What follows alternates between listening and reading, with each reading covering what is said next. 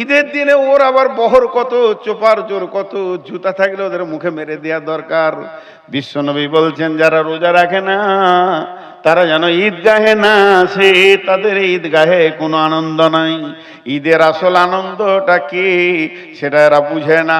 এরা ভাবছে নতুন জামা কাপড় পরে নিব, দলে দলে ঘুরে বেড়াবো আর সেলফি তুলবো, তাহলে এটার নাম হবে ঈদ। এর নাম ঈদ নয়। ঈদের আনন্দ, আমি 30টা রোজা রেখেছি, আজকে আল্লাহ আমার আমল নামাতে রোজার সবটা দিবে, আমার গুনাহগুলোকে আল্লাহ কেটে দেবে, নেকি লিখে দিবে। এই আনন্দে আমি ঈদের 2 রাকাত নামাজ পড়তে এসেছি। যে একটাও রোজা রাখলো না তার ঈদগাহে কি লাভ আছে? এবার ওই চিটিং বাজটাকে আল্লাহ বলছে তুই মসজিদ কেন ঢুকছিস? নবীজি বলছেন তুই জিজ্ঞেস কর কেন তুই মসজিদ ঢুকছিস। মনে মনে করছে 5টা হলো আর 25টা আছে, 20টা হলো আর 10টা আছে, 25টা হলো আর 5টা আছে, 27টা হলো আর 3টে আছে, 29টা হলো চাঁদ হলো না, কার একটা রোজা রেখে নিয়ে আর আমি মসজিদে আসবো না, মসজিদ ছেড়ে দিব। ফেসবুকে দিয়েছে একজন ভাই, আমাদের কয়েকটা মুসল্লি হারিয়ে গেছে, পেয়ে থাকলে ধরে মসজিদে ভরে দাও। সল মাস হারিয়ে মুসল্লিরা কাঁদছে, এরা কোথায় গেল রে? এই মালগুলা কি মাল? এদের ব্যাপারে একটা উদাহরণ দিই আপনাদেরকে। সাইকেলের টিউব দেখেছেন? কথা বলে না। সাইকেলের টিউব দেখেছেন কিনা? নতুন টিউব, পুরাতন লয়, এখনই কিনে নিয়ে এলো, একবারে দোমনা থেকে নিয়ে এলো নতুন টিউব। নিয়ত করছে যে টিউবটা কেমন আছে একবার পাম্প করে দেখি। পাম্প করছে, ফস ফস করে 1 ঘন্টা করছে, কিন্তু পাম্প হয় না, টিউবটা ফুলছে না। তো ঘেমে গিয়েছে, যে বসেছে। তোর ওর দাদু ওইদিকে পেরিয়ে যেছে লাঠি হাতে, বলছে কি করছিস রে? এই দাদু নতুন টিউব কিনে নিলাম গো এখনই, 250 টাকা দাম দিলে, ভালো টিউব। তো আমি পাম্প করছি, তা পাম্প হয় না। ঠিক নাকি? নতুন টিউব তো পাম্প হওয়ার কথা। তা লাঠি করে এমনি করে দেখছে, নজেলের পাশে এতটা কাটা। তো বলছে কাটা যে রে? তুই তখন বলছে আমি কেটেছি, এর ওষুধ কি আছে? ও বলছে আমি কেটেছি।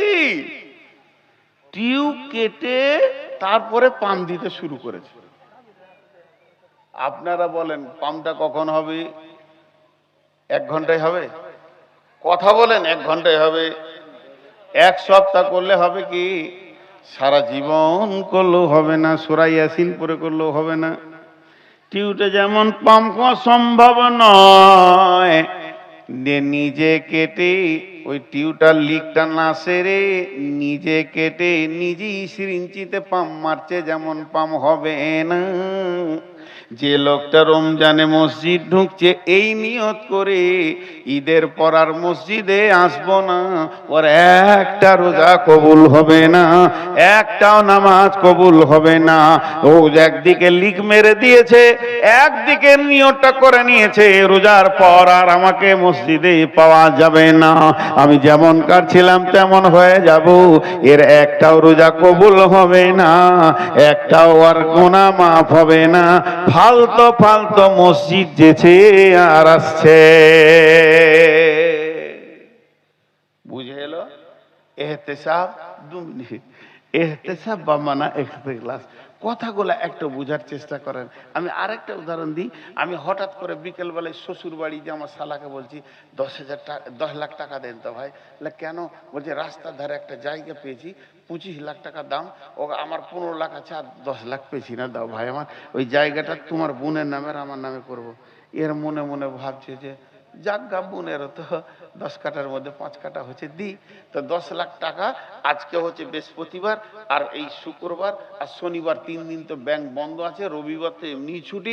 সোমবার দিন টাকা ব্যাংকে তুলে ঘর না ঢুকে তোমার 10 লাখ টাকা আগে দিব, তারপর আমি যাব। এত বারে বারে বলছি ওকে ঘন ঘন করে, সোমবারে সূর্য ডুবার আগে টাকা দিবই, নাহলে তোমার ব্যাংকে আমি ট্রান্সফার দিব, তুমি বিকালে দেখে লিও খালি মোবাইলটা টাকা ঢুকে গেছে। এইটা মুখ দিয়ে বলছি, খালি এইখানে দিবই দিবই সোমবারে টাকা, আর ভিতরে খালি বলছি দিয়ে দেখ রে শালা টাকা। কত সোমবার যাবে? তোর বোন আছে আমার কাছে, ও বুঝতে পারলে এটা মানুষের দ্বারা বোঝা সম্ভব? এইভাবে শালাকে ঠকানো যাবে, শ্বশুরকে ঠকানো যাবে, বন্ধুকে ঠকানো যাবে, আত্মীয়কে ঠকানো যাবে, প্রতিবেশী ভাই বেরাদার যে আছে ঠকে দেওয়া যাবে। দিলের খবর রাখে না, এরকম কি আল্লাহকে ঠকানো যাবে নাকি? আল্লাহ তো একবার মাফ করে দেখ, তারপরে মসজিদ ছেড়ে দিয়েছে, আর আসবো না। আল্লাহ বলছে পৃথিবীর কেউ জানে না বলি তোকে টাকা দিয়েছে, আর তুই যে ঈদের পরে 3 থেকে আর মসজিদে আসবি না, এটা আমি ভালো করে জানি। গোটা গায়ের লোক তোকে মুসাল্লি বলেছে, ইমাম বলেছে মুসাল্লি এলো গেল, 5 ওয়াক্তের মুসাল্লি এলো গেল। মুয়াজ্জিন বলেছে লোকটা তো খুব ভালো, জামিরুল 5 ওয়াক্তের মুসাল্লি এলো গেল। ডাক্তার বলেছে, মাস্টার বলেছে, গাঁওয়ালা বলেছে জামিরুল তো 5 ওয়াক্তের মুসাল্লি এলো গেল। আর আমি আল্লাহ আসমান থেকে বলছি চিটিং বাজ এলো আর গেল। ই কখন যে কেটে পড়বে এটা আমি জানি।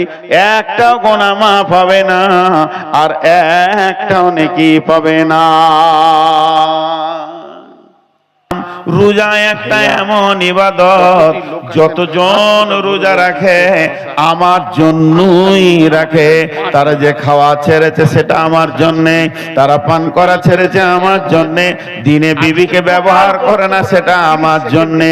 এই যে আমার জন্যে তারা ছেড়েছে, এর প্রাইজ কিয়ামতের মাঠে কি হবে আজ যাবে। এর কিয়ামতের মাঠে আল্লাহ তাবারাক ওয়া তাআলা সশরীরে রোজাদারদের কাছে এসে বলবে, ও রোজাদার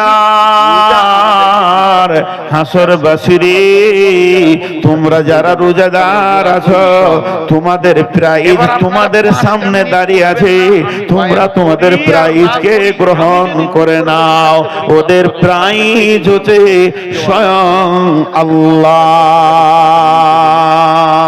12টা হয়ে যাবে।